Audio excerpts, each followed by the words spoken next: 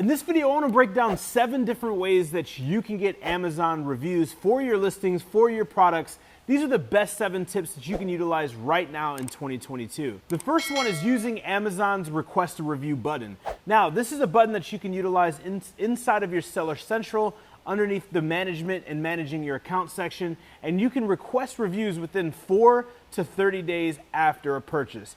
This is a little bit of manual work. However, there are ways to automate this and delegate these tasks if you have virtual assistants or people working within your company doing this for you.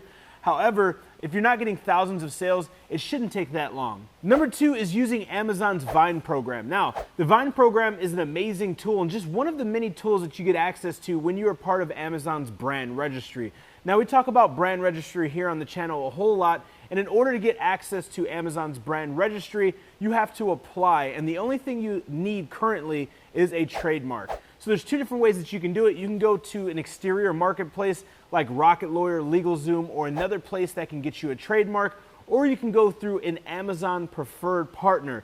Now, if you go through an Amazon preferred partner to go ahead and assign or get your trademark, you don't have to wait till the trademark comes back. As soon as you pay for the service and you start the process, you gain access to Amazon's brand registry. The downfall of going outside of an Amazon preferred partner for trademarks is you have to wait till you get verified for that trademark, and sometimes trademarks can take upwards of 1 year. However, the way that the Vine program works is essentially you're going to send in or delegate 30 pieces of your inventory to Amazon Vine members. They're going to then receive the products and leave honest reviews and testimonials on that actual product.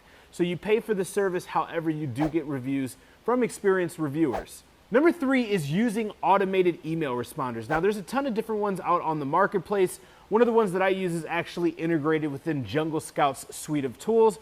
Down below is actually a link for a discount for Jungle Scout if you don't have access to their suite of tools, and that's discountonjunglescout.com. However, they have an email autoresponder. The downside is using email autoresponders within Amazon is until you get the consumers off of Amazon, they're Amazon's clients. So there are limitations as to what you can say and how frequently you can message them. Those guidelines are found within Amazon's terms of service underneath messaging. Now, number 4 is going to be one of the most effective, and this is building an email list. And it does definitely sound easier than it is to do, because in order to build an email list, you have to get the clients off of Amazon's ecosystem into your very own. Now, here on the channel, there's a plethora of different types of ways to create these customers and build these relationships with these customers and to get them outside of Amazon's ecosystem legitimately without violating terms of service. A few ways that come off top of my mind that are the most popular are, number 1, utilizing a package stuffer that's going to push them to a different group or push them to an email list. Number 2 is using a warranty, and an extended warranty allows you to have to apply for that extended warranty and send in proof via email. And number 3 is going to be getting them to a social media platform by having those icons on your packaging legitimately, and then once getting them on those social platforms, promoting your email list. Now, there's tons of different email autoresponders that you're going to need in order to message your list. When you're building a large list, you're not going to email them manually. You're going to want to write one email, and then you're going to want to respond it to many people, right? All right, so 3 of the biggest ones are going to be MailChimp, Klaviyo, and ConvertKit. We currently use ConvertKit. When I was starting out, I used MailChimp. It was very intuitive and very user-friendly. If you're not experienced with automations and email automation tools, that's definitely one that I would look into. The beautiful thing about building your own email list is once you get these clients outside of Amazon and you have their direct information, then it's pretty much free game. You can cross-promote different products, you can work on review campaigns, and you can nurture your audience through daily emails. Number 5 is going to be utilizing package stuffers. Now, this is one of my favorite and one that I've been doing literally for the last 2/3 of a decade, and I feel is still a huge sleeper in the community of people who are selling on Amazon. Package stuffers are very inexpensive, yet they are very effective. And this is something that you can get your supplier, your manufacturer, possibly even your distributor to do for you for free. So your package stuffer can have multiple different things, but one of the main important things that you want to do is you want to utilize that package stuffer to talk about the importance of reviews. One of the ways I like to display this, because within Amazon's TOS or terms of service, you cannot incentivize for a review and you cannot ask for a positive review, but what you can do is ask for an honest review. So I use a little psychological trick in order to get more positive reviews. And what I'll do is I'll use kind of like the yin yang system, right? I'll use a smiley face and I'll use a sad face. And under the smiley face, I'll say, we're pleased and glad to know that you enjoyed your product. We're a small family-owned business. We love offering good quality product to our clients or customers. If you're happy, if you're thrilled, please let other people know by leaving a review. And you can have a URL, you can have a QR code. You want to make it easy for them to do reviews because typically people aren't leaving reviews, right? When's the last time you left a review for something you bought on Amazon? So a hack is having that QR code because it's easy to scan it and go right to the review.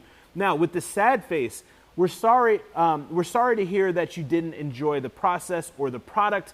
Please let us know how we can help, whether it's replacing your product, fixing your product, or answering any questions that we have. And then I will drop an email or a phone number. And I will make sure that I use literature, or I will use some type of persuasive manner to tell them, hey, before you leave a bad review, allow us to make this right. That's not breaking the TOS. Essentially, we're saying, hey, before you leave a review, before you ask for a refund, let me make this right. Let me get you a new one. Let us replace it. Let's hop on a call. Let's do something we can to help you out. And I learned this from Damon John.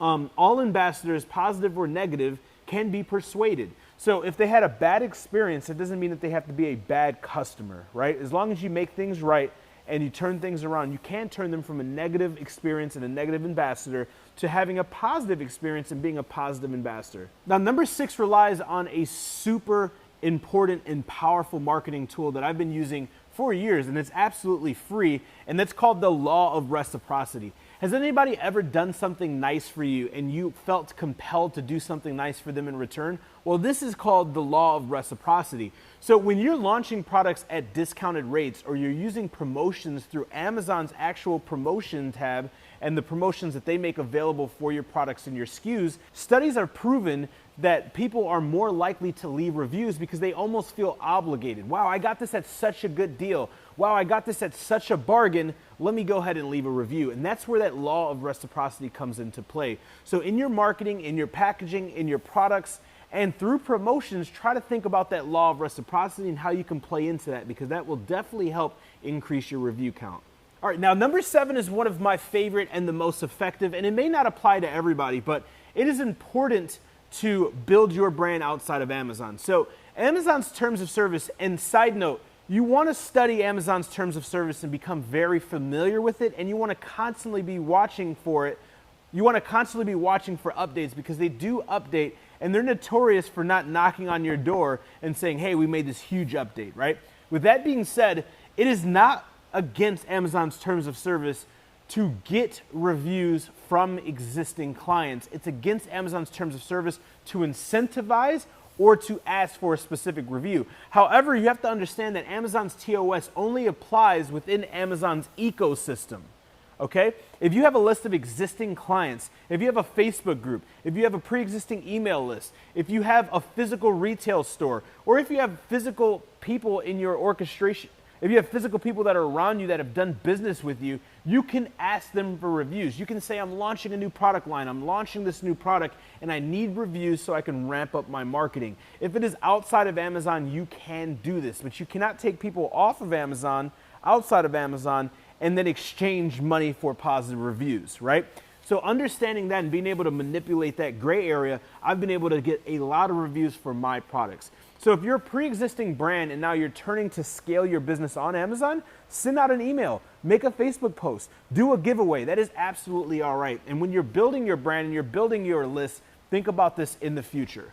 In conclusion, Amazon takes reviews very seriously, and the rules have changed over the years. They are not as laid back as they used to be back in the day when I got started years and years ago. So it is constantly evolving. It is getting a little bit more difficult, but you have to stay ahead of the curve. You have to be up to date with Amazon's terms of service, study it, understand it, make sure that you're staying up to tune with it, you're looking for updates, and always be trying to find ways outside of the box that are not black hat, not illegal, or not crazy or far-fetched, but different ways that you can get your reviews, because reviews are very important. When you're launching a brand new product, nobody wants to be first. Just like when you're looking for restaurants because you're hungry and you're in a new area, you're never going to go to a restaurant, regardless of how good the pictures look, that have little to no reviews. No one wants to be first, no one wants to be last, and social proof is a huge conversion factor. So be thinking about this. And I'll leave you with this. One of the most frequently asked questions is, how many reviews should I have when starting or scaling my business?